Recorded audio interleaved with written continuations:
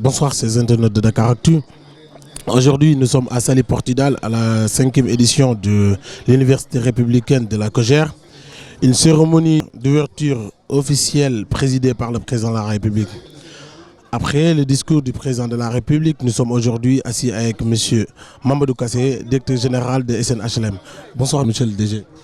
Bonsoir. Le président de la République vient de faire un discours axé principalement sur 3 axes majeurs. C'est la discipline et l'organisation du parti, ses attentes par rapport à la jeunesse républicaine, mais aussi de l'état de ses réalisations. Quelle analyse globale faites-vous de ce discours tenu par le président de la République aujourd'hui?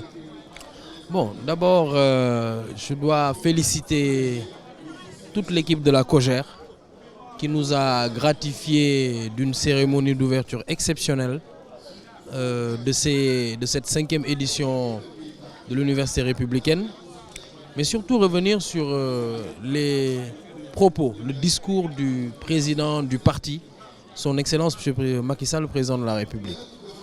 Et comme vous l'avez si bien dit, il y avait un aspect politique dans ce discours, mais un aspect également lié au thème de ces universités. Parce qu'à l'université, comme il l'a dit, on apprend.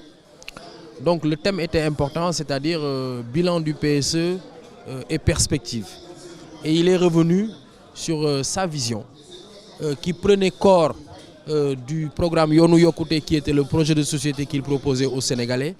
Et aujourd'hui, en nous donnant les grands axes, avant les panels techniques, donc de la vision, de l'ambition et également du bilan à mi-chemin, effectivement, de ce plan Sénégal émergent qui a déjà produit largement de satisfaction aux yeux des Sénégalais, autant sur l'axe 1, c'est-à-dire la transformation structurelle de l'économie, que l'axe 2, c'est-à-dire tous les aspects sociaux, protection sociale et autres, et l'aspect également bonne gouvernance et état de droit. Le président est revenu en fait sur les chiffres, sur les records que nous avons eus en termes budgétaires, en termes de croissance et également le mieux-être qui se retrouve aujourd'hui chez les Sénégalais dans tous les secteurs. Le secteur social, le secteur de l'urbanisme, le secteur de l'agriculture, le secteur de l'industrie, où effectivement nous avons quasiment tous nos voyants qui sont au vert, contrairement à la période où il avait pris effectivement le pouvoir. Sur le volet politique, c'est vrai que le président est revenu sur des éléments importants. Et d'ailleurs, moi je me rappelle lors d'une interview d'il y a peut-être un mois, à la surprise de beaucoup de monde, je disais que nous n'avons pas besoin peut-être d'un parti structuré, nous avons besoin d'un parti organisé. Et j'étais bien heureux que le président revienne un peu dans ce sens-là, cette explication, en disant qu'effectivement, l'APR est un parti jeune auquel le peuple sénégalais a très tôt fait confiance. Par conséquent, il est bien évident que nous avons des structures provisoires qui marchent bien parce que l'intérêt d'un parti politique, effectivement, c'est de gagner les échéances et nous les avons gagnées jusque-là. Donc, ma foi, aujourd'hui, ce qu'il importe, c'est d'avoir cette discipline de parti nécessaire pour conduire le quotidien du parti, mais aussi s'organiser à la base en donnant, en laissant à chacun son rôle. D'ailleurs, j'ai apprécié que le président revienne sur certains éléments parce qu'il commençait en fait à y avoir un peu de foire-fouille. C'est-à-dire des militants de certaines communes qui allaient se retrouver dans d'autres régions, dans d'autres départements. Ça crée quelquefois des frustrations. Donc par conséquent, après ce discours-là, moi j'ai compris qu'il fallait que les responsables se retrouvent à la base, qu'ils s'investissent davantage et qu'ils s'organisent en se concertant davantage. Et je pense que notre salut sera là. Monsieur Kassé, vous êtes le directeur général des SNHLM. Nous allons rester dans ce discours pour parler un peu du volet qui vous concerne, c'est l'habitat. Comment se porte l'habitat au Sénégal actuellement? Bon, vous savez, il y a plusieurs mesures qui ont suivi l'arrivée du président de la République à la tête du Sénégal. D'abord, il y a le diagnostic tout court, c'est-à-dire qu'il y a un déficit d'unités résidentielles qui est déjà ressorti lors du premier diagnostic qui a précédé le PSE. Nous sommes à peu près au niveau national à un déficit d'à peu près 300 000 unités résidentielles. Alors, l'objectif du PSE déjà, pour résorber ce gap, c'est de produire 15 000 logements par an pendant 10 ans.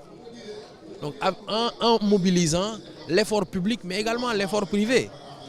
Donc, dans ce domaine-là, tous les garde-fous juridiques ont été posés. Je pense aujourd'hui à l'arrêté conjoint entre le ministère de l'économie, des finances et du plan et le ministère du renouveau urbain, de l'habitat et du cadre de vie relatif aux aspects d'allègements fiscaux et douaniers pour tous les projets immobiliers pour lesquels un promoteur privé est agréé. Alors, je pense également à la loi d'orientation sur l'habitat social, avec l'arrivée du fonds de l'habitat social. Je pense également à la commission d'agrément des promoteurs immobiliers privés au programme public. Je pense à toute cette dynamique d'organisation foncière qui est menée par la Commission nationale de réforme foncière. Donc il y a là effectivement un élément pour préparer un terreau fertile au développement de l'habitat. Mais il y a aussi les pôles urbains. Aujourd'hui, vous voyez bien que le pôle urbain de Diamniadio se développe en même temps que le président est en train de mettre sur orbite le pôle de Dago-Kholpe, le pôle de Kirène, le pôle de Bambilor, le pôle de Noflaye et également les 27 pôles régionaux qui sont prévus. Donc, par conséquent, tout ça rentre dans le cadre d'une politique territoriale nouvelle avec une autre approche territoire, une approche d'équilibre, une approche de résorption des gaps et une approche de développement, accompagnée par d'autres programmes d'urgence tels que le programme d'urgence développement communautaire, le programme de modernisation des villes, mais aussi le programme d'urgence de modernisation des axes frontaliers, le PUMA. Où en est-on avec la baisse des loyers? Alors, vous savez, le président avait dit que c'était une mesure conjoncturelle. C'est-à-dire que pour faire face à la conjoncture qui était liée en fait à la cherté des loyers, il fallait effectivement une loi forte. Et par rapport à cette loi forte, il fallait tout de suite trouver des solutions. Et c'est ce qui nous a valu en fait la loi pour qu'on puisse baisser les taux. Dernièrement, en Conseil des ministres, le président est revenu pour parler en fait de l'évaluation de cette loi. Elle est en cours et je pense que avec le ministère de l'économie, des finances et du plan, le ministre du commerce et également le ministre en charge de l'urbanisme, effectivement, nous aurons dans les prochains mois les résultats de cette évaluation. Merci beaucoup, M. Kassé.